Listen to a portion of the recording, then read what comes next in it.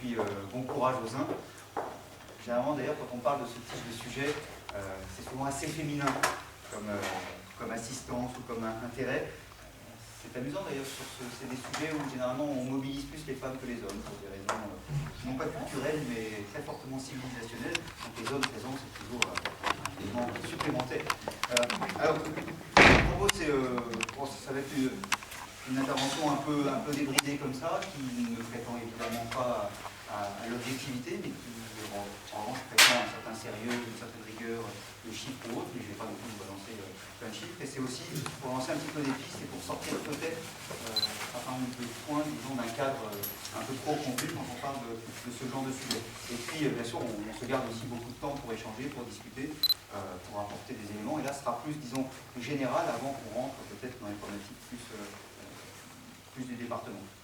Alors, si on a commencé, si donc cette première rencontre se fait autour des problématiques d'intergénération, des problématiques du vieillissement, je dis bien des problématiques et pas des problèmes.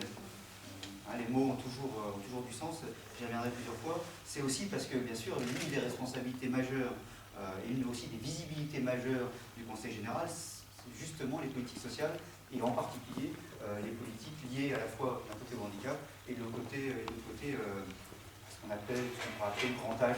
Aussi, les termes sont toujours un peu complexes. Senior, vieux, grand âge, on est toujours un peu mal à l'aise avec tout ça. Ce qui prouve bien d'ailleurs que quand on a du mal à nommer les choses, hein, c'est toujours ce qui se nomme pas n'existe pas, disait Lacan.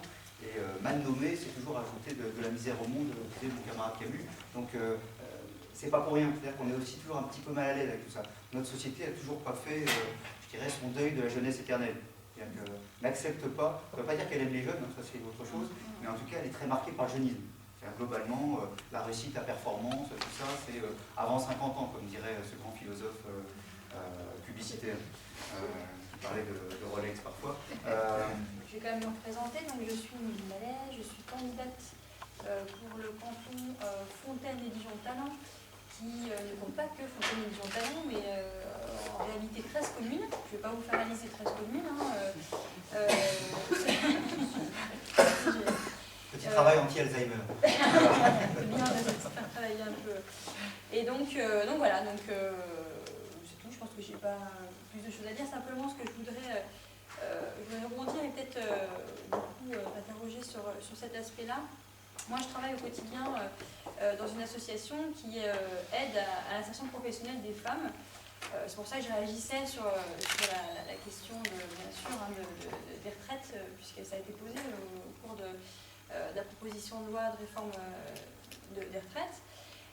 Donc, je travaille beaucoup avec des femmes et souvent, on entend aller dans le domaine de l'aide à la personne, aller dans les domaines de l'aide aux personnes âgées, allez vous former, vous trouverez de l'emploi, puisque, comme tu l'as dit, on attend un boom, alors ce fameux boom qui est relayé par tout à chacun, et notamment par les structures d'aide au retour vers l'emploi.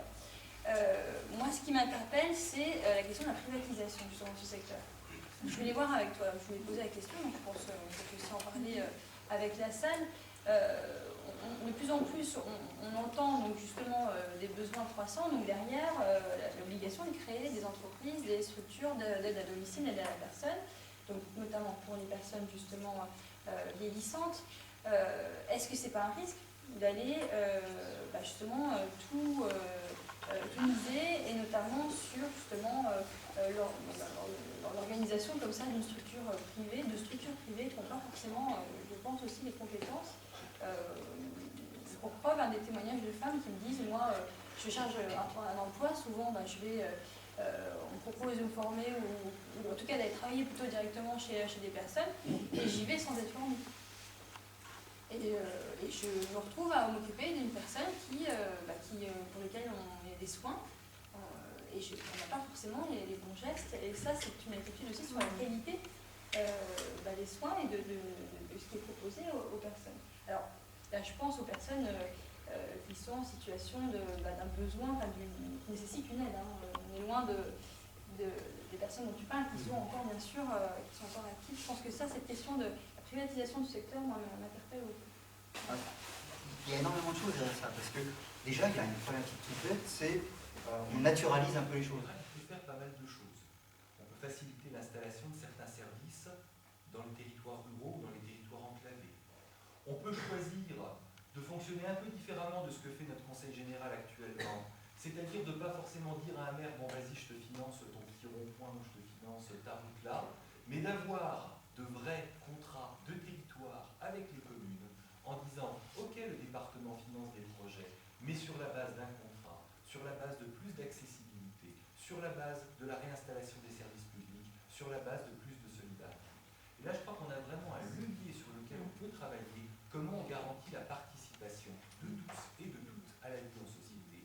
Et là, quand on parle d'intergénération, ben c'est comment on travaille la transmission, comment on travaille le droit à l'apprentissage aussi quand on est une personne âgée, comment on construit ces conditions de la participation. Je cite toujours cet exemple, là, la moitié du handicap c'est dans les jambes, l'autre moitié du handicap c'est dans les lieux. Si vous aviez une personne en chaise roulante, tu évoquais tout à l'heure, qui devait venir, comme la ville de Dijon a fait des efforts d'aménagement, vous avez vu qu'elle se serait fait un petit peu mal en descendant dans la salle, qu'elle aurait eu un petit peu de mal. Assise parmi nous, elle aurait pu participer au débat, assise comme nous sommes tous. Je crois que c'est une vraie donnée du projet écologiste. Quand on change l'environnement, quand on change la manière dont on pense les espaces et les espaces qu'on partage, on peut améliorer la participation. Et ça vaut pour l'aménagement, ça vaut pour les services publics, ça vaut pour beaucoup de choses. Prise de parole de mon candidat s'il le souhaite.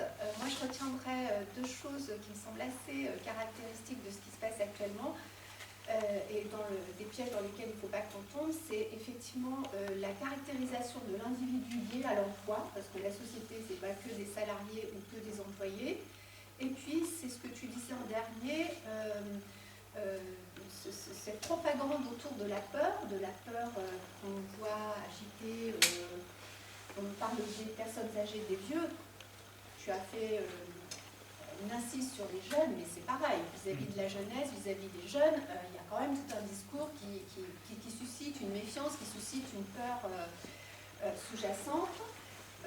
Et puis, je ne peux pas non plus ne pas passer sous silence la peur qu'on agite pour marteler un pays qui serait fait de plein d'insécurité au sens large, et il y a plein de paradoxes là-dedans, puisqu'on voit encore que, mine de rien, même si tout le cadre de la protection sociale au sens large est en train d'être attaqué, il n'en demeure pas moins que ces attaques ne sont pas du jour au lendemain, et à l'aune, au moment où on sent que ça peut basculer de l'autre côté, on voit toute la pertinence de ce cadre de protection sociale, et c'est aussi ça qui doit conduire notre réflexion.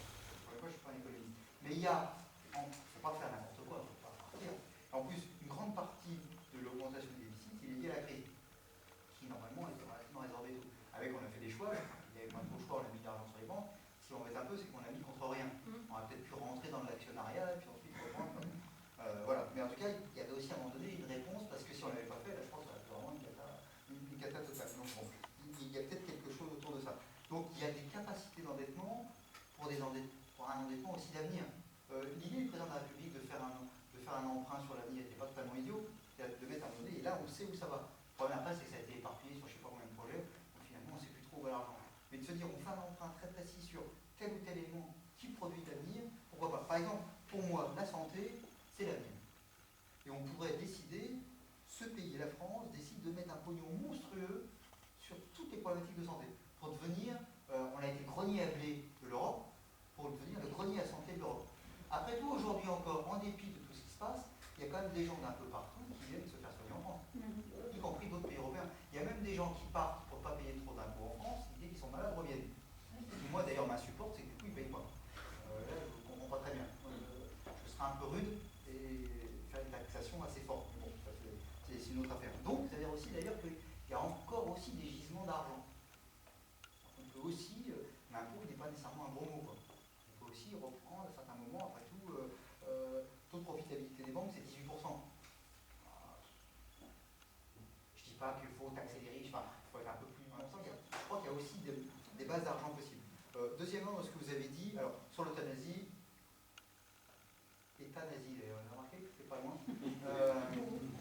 Je suis totalement d'accord avec vous, je suis très gêné par les discours disant oui, le droit de mourir dans la dignité. Moi, ce que j'aime, c'est le droit de vivre dans la dignité. Et puis, je ne voudrais pas qu'au pousse les gens à dire faut que tu meurs dans la dignité parce que tu commences à nous coûter cher. Je ne voudrais pas qu'il y ait ça. Quoi. Et je suis y compris d'ailleurs chez mes amis politiques, parfois qu'ils portent à ça, mais voilà, le discours sur l'euthanasie, voilà, moi j'ai très peur de ça. Ouais. Là vraiment on est sur des trucs, et puis les gens on a le droit de changer d'avis. Vous savez, les gens qui disent moi dès que j'irai mal, je veux mourir. Oui, mais on le dit quand on va bien. Moi ça c'est un truc, et je ne suis pas sûr que ce soit de l'ordre d'ailleurs de la législation. Voilà, c'est ça. C'est pas tellement c'est la légalisation qui pose problème. Oui, c'est ça. C'est peut-être une sorte de comité des... Enfin, je ne sais pas. Je ne suis pas sûr que le député, quel que soit, même l'anthropologie, je ne sais pas quoi, il a nécessairement cette réalité morale pour juger là-dessus. Là, c'est des trucs sur lesquels il faut... Donc voilà, il faut être très prudent. En tout cas, il y a le risque derrière de dire, ouais, mourir plus vite, ça va aussi nous coûter moins cher. Tu sais, c'est toujours le grand discours, c'est la dernière année de vie qui coûte le plus cher. Et voilà, je rappelle que c'est aussi la première année, donc il faut supprimer la première et la dernière. Ça commence à devenir très très compliqué. Permet de mieux aborder les questions du vieillissement de la jeunesse et que ce partage du travail peut s'avérer ou pas, c'est justement la question, bénéfique justement pour la gestion, pas que financière, il n'y a plus de solutions intermédiaires comme les foyers logements. Alors la ville qui a géré ça avait comme excuse, c'est qu'il n'avait plus de clients, il n'avait plus de personnes intéressés par ce type de structure parce que cette tranche d'âge préfère rester préfère rester à domicile et de toute façon on rentre en établissement de plus en plus vieux et de moins en moins autonome, comme si effectivement il n'y avait plus aucune personne âgée qui soit capable d'anticiper, parce que c'était ça la mission des foyers logements, c'était d'anticiper la perte d'autonomie et de l'accompagner dans un environnement sécurisé qui permettait d'aller et de soulager les familles. Deux mots que vous avez évoqué, la solidarité et puis ce que je voulais rajouter, c'était également par rapport à la question de la prise en charge du vieillissement, la proximité. Comme le disait Dominique Richard, il me semble que les gros machins, les 80, 120, 240 parfois, on avait les V120, les V240, je pense à Nancy, etc. Des méga structures comme ça dans lesquelles les vieilles personnes, même si les professionnels font le maximum de ce qu'ils peuvent faire pour humaniser, forcément il y a une cassure. Et oui, c'était changer l'image de la vieillesse, voilà, c'était solidarité, changer l'image de la vieillesse. Et il me semble qu'il y aurait une réflexion à mener par rapport à ça pour voir comment on fait. Entre ces deux notions-là, de changer l'image de la vieillesse et la solidarité, et comment on peut penser l'accueil, l'hébergement des personnes âgées, des retraités, dans la proximité, sans qu'ils soient ghettoisés, entre guillemets. Il existe des choses, en Saône-et-Loire, je crois qu'il y a une petite commune, si mes souvenirs sont bons, c'est Nanton, en Saône-et-Loire, la commune de Nanton qui a réfléchi avec des offices HLM en particulier pour récupérer un bâtiment dans lequel ils ont créé 2 ou 3 logements adaptés dans lesquels ils vont accueillir et des familles et des vieilles personnes en rez-de-chaussée, les familles, voilà. Mais des petites choses de proximité. Je voudrais compléter au sujet des ressources financières, parce que c'est vrai que vous soulevez une question sur laquelle il faut quand même qu'on soit très attentif et qu'on ne cède pas trop au discours ambiant. On parle de l'endettement. Et l'endettement, il n'est pas que issu de dépenses inconsidérées qu'on a laissé filer. Encore que Europe Écologie Les Verts et avec nos camarades de GAP 21, on aurait, si on avait été en gouvernance, sans doute fait des arbitrages différents et qui auraient permis des économies sur certains postes et de mettre plus de solidarité sur d'autres, bien évidemment. De façon collective avec les autres candidats de l'ensemble du territoire, pour bien montrer aussi qu'il y a une cohérence, même s'il y aura une déclinaison au niveau des 4 cantons, il y a une cohérence du projet et une volonté d'avoir une nouvelle gouvernance au Conseil général du Polytechnique. Alors, pour conclure, parce que je actif. Peut-être tout le monde a faim ou assommé. On vous remercie déjà très fortement de votre participation. Vous pouvez avoir des nouvelles des candidats et de la campagne en allant sur le blog Bruno, le blog cantonal, cantonal-lv21.fr, et donc vous avez la déclinaison des actions des candidats. Et puis, si vous souhaitez être informé, n'hésitez pas à laisser vos noms et vos adresses sur cette feuille que je mets là. Et j'ai oublié de vous présenter notre mascotte depuis la campagne régionale de 2010. Et puis voilà, on espère qu'elle va accompagner toute campagne enthousiasmante et dans la durée avec de très